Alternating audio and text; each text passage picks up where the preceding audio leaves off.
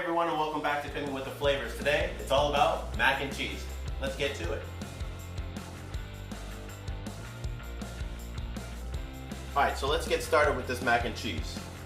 First, we gotta make our base, our cheese sauce, right? So we're gonna take some of our butter and our flour. We're gonna create what they call a roux.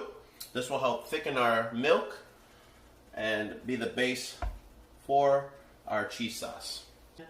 We are going to add our butter and our flour and just throw it right in there. So these are 3 tablespoons of butter to 3 tablespoons of flour. Equal ratios of fat to flour. If you wanted to use duck fat and you're bougie, go right ahead. I'm using butter because it has a lot of flavor.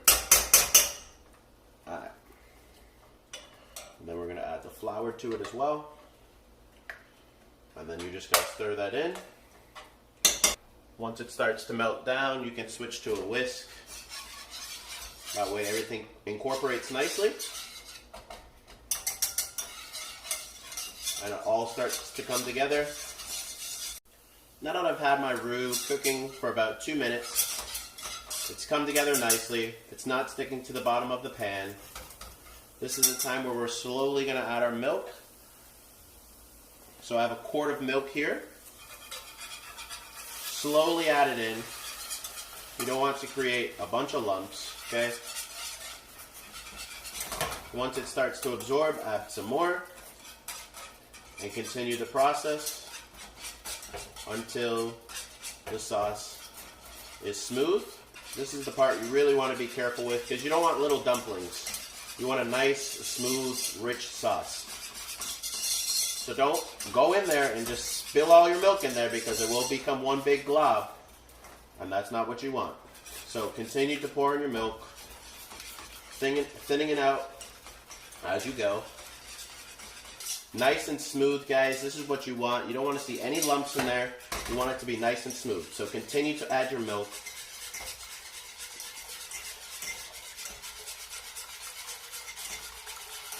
Stirring it all in.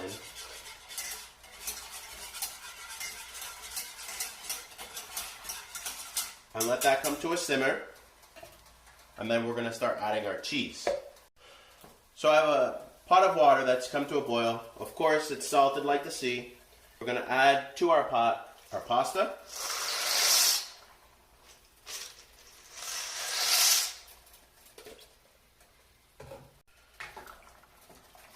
I'm using shell pasta here, guys. You guys can use elbow macaroni if you want the traditional route.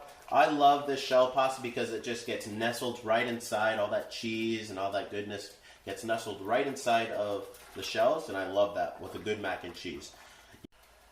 So while our sauce is waiting to thicken, we're going to just infuse that with a little bit of garlic so we have that aroma of garlic throughout the dish. We don't really necessarily want a big bite of garlic, we just want that aroma.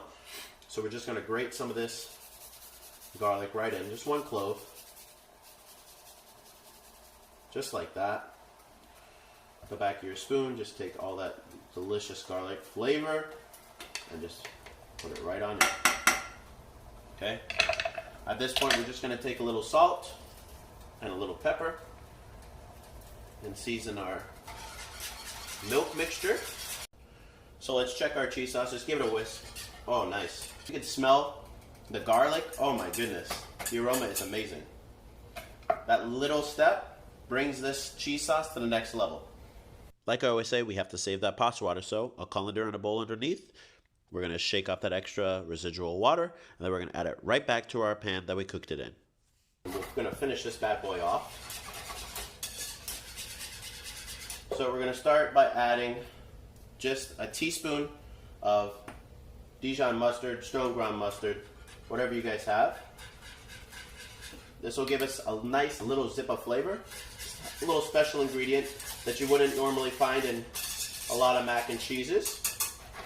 And then you'll be able to see these little flecks of mustard seeds throughout the mac and cheese when you're going to serve it. So, mustard's in. Next, all of our cheese. This was our blend of cheeses, mozzarella, all that fun stuff. So we're just gonna whisk this in. Look at that. That mozzarella just gives it that nice cheesy pull. Look at this, guys. Look at that. Beautiful. So we're gonna continue to add our cheese. Remember, we saved that pasta water. Why do we save it? Because we can add some to thin out our cheese. A couple of tablespoons of that. Whisk it in.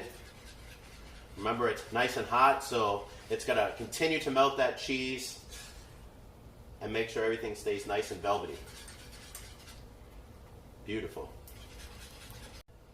Now that our American cheese is nice and melted, we're going to add our next cheese. So this is mild cheddar. You guys can use white cheddar if you wanted to keep your sauce nice and white, but I like this yellow cheddar. Give it that classic yellow mac and cheese color. So I'm just going to use half of that.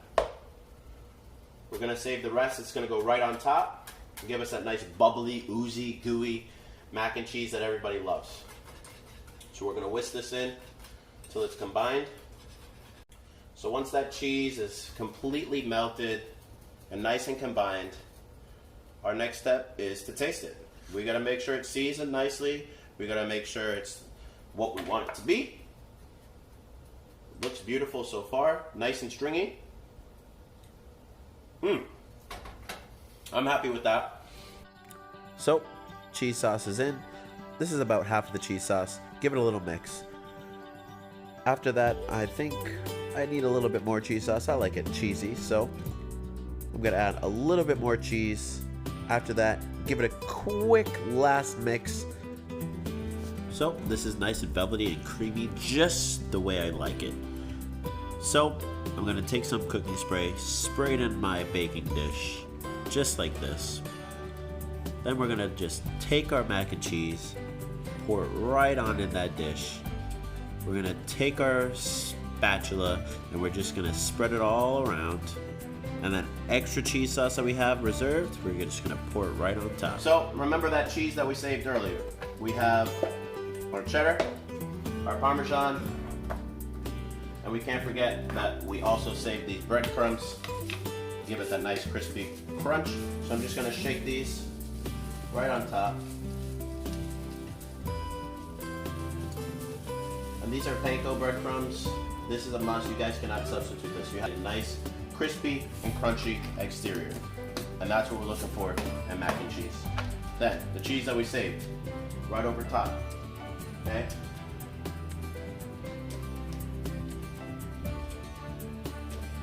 Just like that. And then, last but not least, our Parmesan cheese. You're just gonna sprinkle it over. Into the oven we go. Medium shelf. For about 10 to 15 minutes at 400 degrees until the mac and cheese is ooey, gooey, and bubbly, and the top is nice and crunchy and crispy. All right, moment of truth. Oh my goodness. It's bubbly. It's golden brown. I'd say it's a success. All right, let's get into this. Let's see if it's gooey and oozy like I said it's gonna be. Let me just get a corner piece because that's my favorite. Did you guys hear that? Nice and crispy still.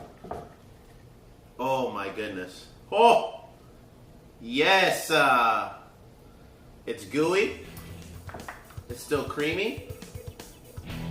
And instantly I smell that garlic from that cheese sauce from earlier. I don't know about you, I use a spoon when I eat mac and cheese because I'm that weird, but... Wow. The flavor is phenomenal. You really get that nice garlic undertone. Oh my goodness. That's fire. You guys gotta give this a try.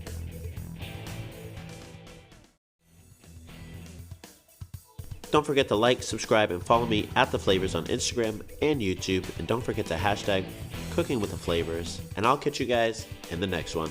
Thank you and have a great one.